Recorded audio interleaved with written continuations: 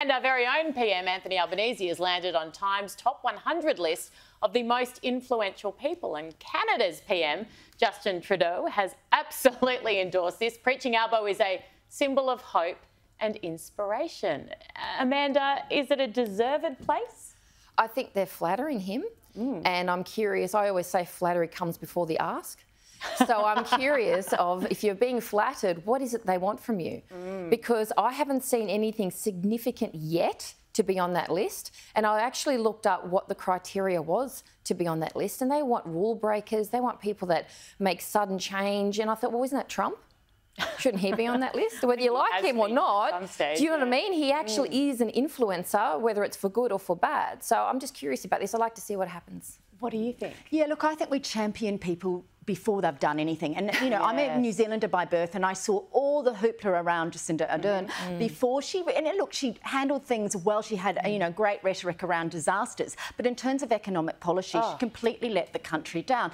And look, for me, while I'm very... I think Albanese's done a great job at setting the tone of Parliament. It's not as dastardly and ugly as it was. You know, one of the key things was the cashless welfare card and the removal of it. And then, of course, the alcohol bans were lifted. We had all that problem in Alice Springs.